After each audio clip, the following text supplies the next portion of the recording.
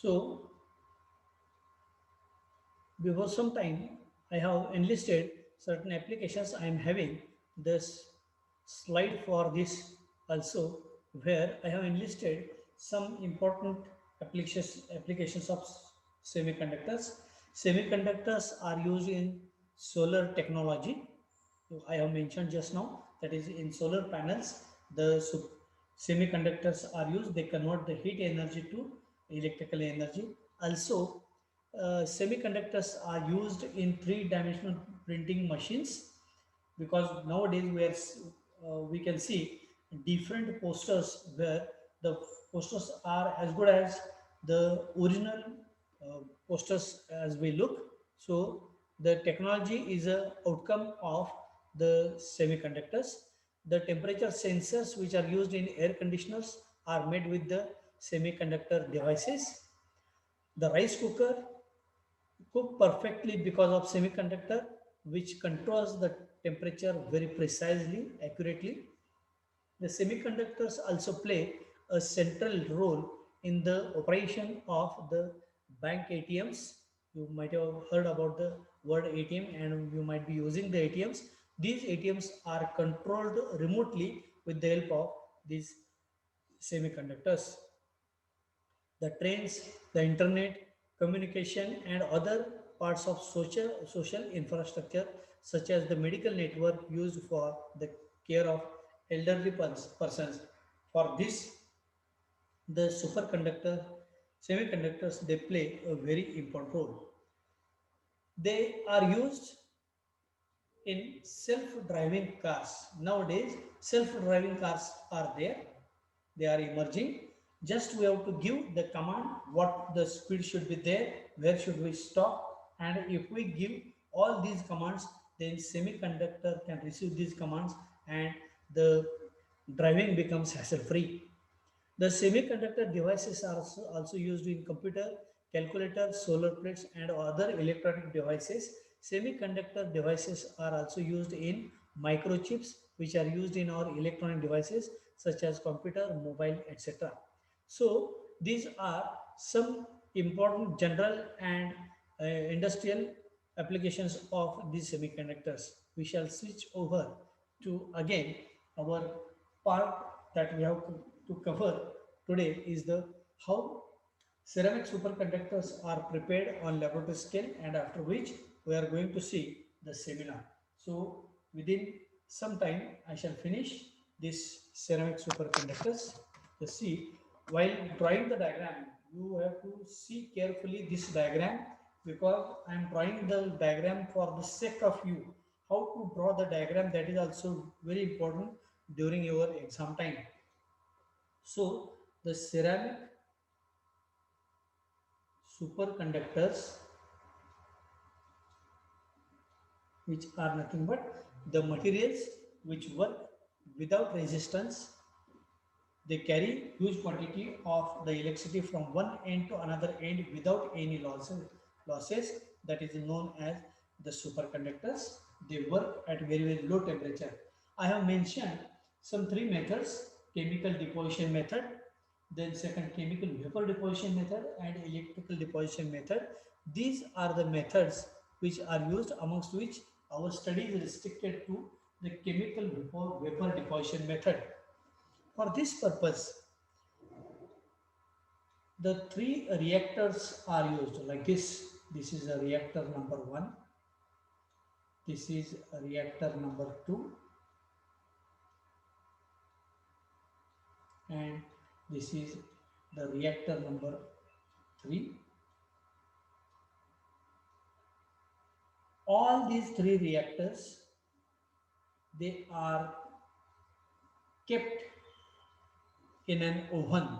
So this entire rectangular portion, this is known as the heating oven. This is known as the heating oven. These are the reactors like this. These are the reactors which contain, first reactor contain copper, second contain yttrium, and third contain the barium. Here, from the top of these reactors, again there is a specially designed assembly through which the carrier gas that is admitted inside. So this is the opening for the carrier gas. I am having the diagram for this chemical vapor deposition method, or this is also known as a CVD method, by because of which the superconductor YbA2Cu3O7-X, this ceramic superconductor can be prepared. So this carrier gas, which is a mixture of inert gas such as argon, oxygen and water vapor. So the carrier gas is nothing but it is a mixture of argon, that is inert gas, then the oxygen and water vapor. And these three reactors, copper, yttrium, barium containing reactors, they are maintained at T1, T2 and T3. So they are maintained at a particular vapor pressure, and this is a outlet for all the gases to coming out, while the copper reactor that gives its separate vapor pressure, the yttrium reactor that also delivers its separate vapor pressure through this, and the barium reactor that also gives its separate vapor pressure. So through these three, the copper, yttrium and barium, these are metals, but they are used in the form of their oxides, because all these three elements are to be deposited on a separate assembly, which can be shown as like this. This is somewhat a wedge shaped assembly, and this assembly is kept inside. This is known as the reaction vessel, and over this wedge shaped reaction vessel, again infrared lamp is so adjusted that this infrared lamp transmits whatever heat is there that is falling on this particular object, where the ceramic superconducting material that is deposited, and here this is the exhaust for the outlet gases from which they leave or they escape, and this is known as the reaction vessel. And here this thin film is nothing but this is a thin film or fine deposition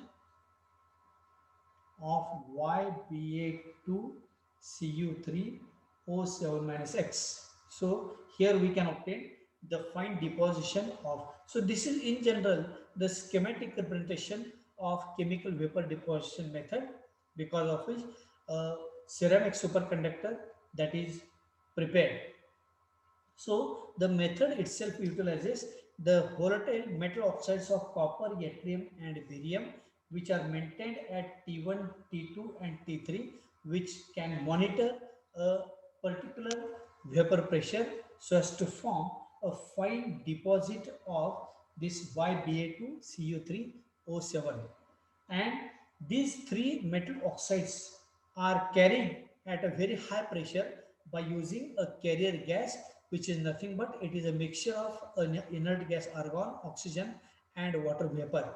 So when proper conditions are maintained, then by using this carrier gas, which is admitted at very high pressure at a time, for all the three reactors containing copper, yttrium and barium, they are swept over the wedge-shaped material over which a fine deposition is observed. So after some time, here we can observe a thin film of deposited YbA2Cu3O7- as a ceramic superconductor. So this is in general how the ceramic superconductor that can be prepared. and these three reaction vessels or reactors are kept in a heating oven. That means the temperature of this all the three reactors is maintained constant by using this oven. So oven serves the purpose of maintaining the temperature constant. So when all the conditions are maintained at proper vapor pressure, then due to this carrier gas, copper, yttrium and barium, they are mixed at this point and are swept over this well-shaped this well-shaped part where they can be deposited very finely. So initially, a crystalline substance of ceramic superconductor is observed at the top of this. So this material is now annealed. This material is now annealed. Annealing is a process by which the material is heated at a very high temperature and it is cooled very slowly, and because of which a fine deposition is obtained. That process is known as an annealing process, and this annealing process is carried out with the help of infrared lamp. So infrared lamp can produce very high, very large amount of heat, and because of this heat the fine deposit of ceramic superconductor that can be obtained. So in electronic devices, superconductors are used in the form of thin films. For this purpose, the best suited method is a chemical vapor deposition method. The general procedure to form a thin film by depositing a thermally unstable compound to a hot solid substrate is shown here. Now, in this method, the volatile complexes of copper, yttrium, and barium, they are used in right proportion and they are maintained at temperature T1, T2, and T3 here, which can provide a desired vapor pressure of which of each of these three reactants, copper, yttrium, and barium. So this is how the thin film of deposited metal that can be obtained by using this chemical vapor deposition. The method is known as chemical vapor deposition because copper, yttrium, and barium, they are in the form of mixed oxides, because of which the carrier gas that carries and that can be redeposited on this wedge-shaped material, a fine film that is observed. So a volatile mixed oxides are prepared and are deposited on this part, and hence it is known as a chemical vapor deposition because of formation of vapors with the help of carrier gas. A ceramic superconductor that is observed. Now this is how we have seen the chemical vapor deposition. This method is very important from the examination point of view because I have drawn the method for the purpose of understanding of your own, because I am having the diagram also, but today we are having seminars and hence I am going to conclude here. So we are going to proceed with the seminars, today's seminar. Uh, Miss Satale, is she there? Yes, sir. Video on करायचा, कुठं आहात? Video on करायचा.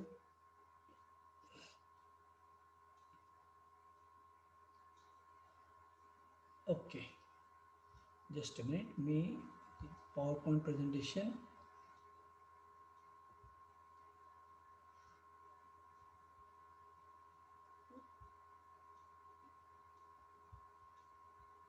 मी screen share करतो, एक minute.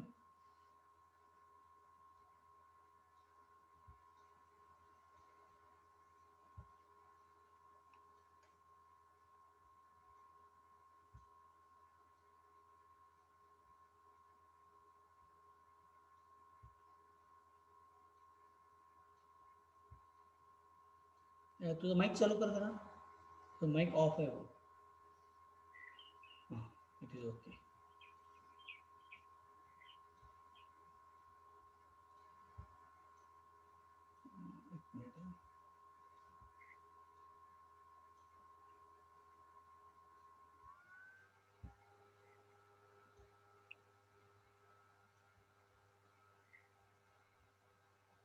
मी screen share करतो, एक minute.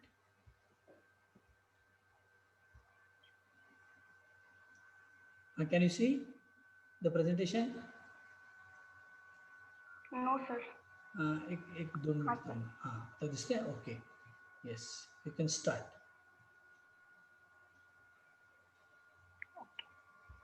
Good morning, everyone. Good morning, sir. Okay. Today, I am going to deliver a seminar on the topic molecular orbital theory. Firstly, I would like to introduce myself. My name is Miss Anisha Suresh Satale from BSc 3 Chemistry Department. Next, sir.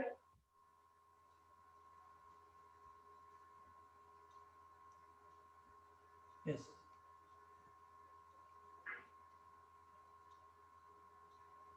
Now we have to see the broad content of today's seminar, that is band theory, metals and non-metals, bonding and anti-bonding molecular orbitals, molecular orbital energy band, bands in lithium, valence band and conduction band. Next, sir.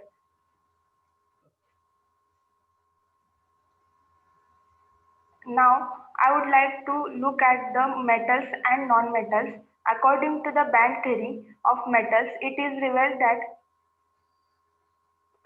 molecular orbital theory is also referred as band theory. It is proposed by scientist Bloch in year 1928. According to the molecular orbital theory, two atomic orbitals are combined to form two molecular orbitals, one lower energy bonding molecular orbitals and one higher energy anti-bonding molecular orbital. Next, sir.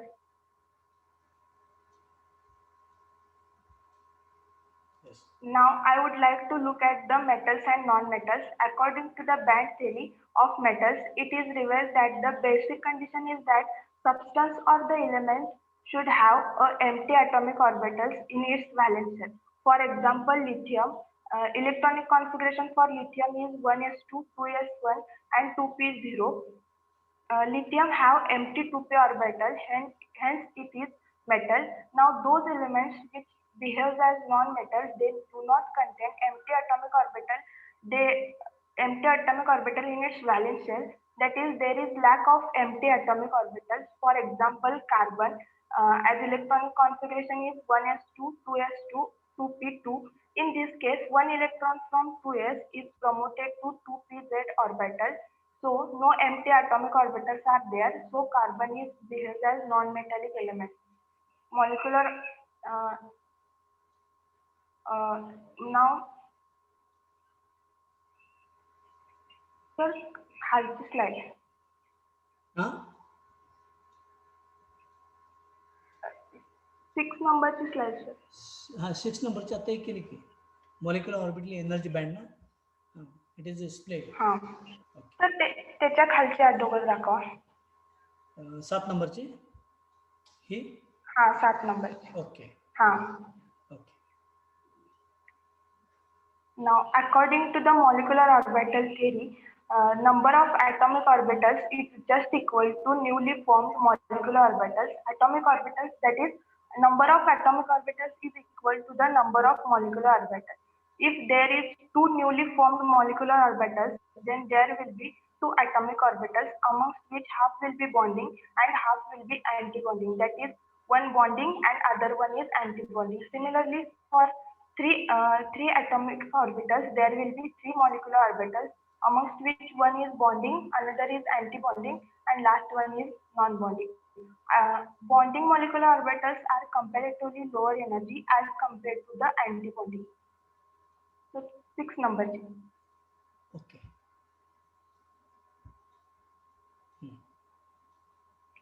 Now let's move to the next point, that is molecular orbital energy band.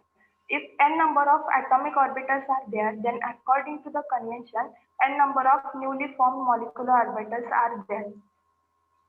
There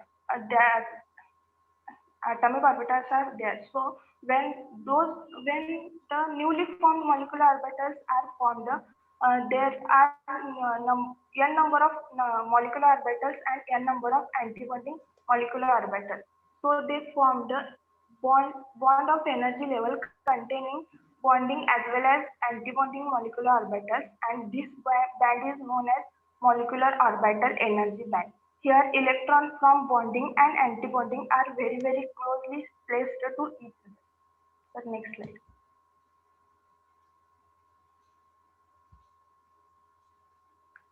Here, 2s electrons from lithium, they take part in mixing and they contribute single electron from each lithium. In lithium, there is two molecular orbitals and hence there is two newly formed molecular orbitals. That is one bonding and other one is antibonding. Lithium having one s orbital which is deeply buried below 2s orbital. Hence, electrons from 1s orbital remain non-bonding. Only 2s electrons take part in mixing, so the bond that exists between two lithium is formed because of overlap of 2s atomic orbitals due to the contribution of two electrons from two lithium atoms. A sigma type of bond is formed. Lithium 3 is formed, then three lithium atoms they come closer with their 2s electrons and they form lithium 3. Here, the valence shell electron of three lithium atoms, when they overlap, they give rise to three newly formed molecular orbitals, amongst which one is bonding and second one is non-bonding and third is antibonding. The distribution of electron is two electrons in bonding and one electron in non-bonding. For lithium, n number of lithium atoms. If n number of lithium atoms are there, then they give rise to n number of molecular orbitals of lithium. The part which below the average or mean energy, this is known as bonding molecular orbital, and the part which is high in energy, this is known as antibonding molecular orbital. We have seen that the bonding molecular is filled with electrons, which is known as valence band, and the antibonding molecular orbital is vacant or it is known as conduction band. It forms band of molecular orbitals containing n number of bonding as well as n number of antibonding molecular orbitals. Here, two bands are produced by contributing n number of bonding and n number of antibonding molecular orbitals. The band with lower energy and filled with electrons is valence band, and the band which is empty and having high energy is known as conduction band. We observe that there is formation of two bands, that is valence band and conduction band. In lithium N molecule, the molecular orbitals are more and more close in energy because n number of bonding molecular orbitals will be there. If we observe the difference between the energy levels, if energy levels of molecular orbitals will be very small. If we consider successive molecular orbitals, which is very close in energy, there is no energy gap as such, so they lose their individual identity and they merge into the band. This is known as the band of bonding molecular orbitals called as molecular orbital energy band. This contains n number of bonding and n number of antibonding molecular orbitals. In lithium, half bonding molecular orbitals will be filled while the antibonding molecular orbitals are vacant or empty. In lithium, the valence band and the conduction band are present in the same 2s band. Now, the valence band which contains the electrons, because the energy levels are very close to each other, so here n number of electrons will be there. So promote one electron or one or more electrons from the bonding molecular orbitals, that is valence band to conduction band, very less amount of energy is required. Because of bonding and antibonding molecular orbitals are very closely spaced. Hence, those electrons which are present, which requires very less amount of energy to promote electron from valence band to conduction band. On this basis, the electrical and thermal conductivity of the metal can be explained. Thank you so much. If anybody have any doubt, they can ask me.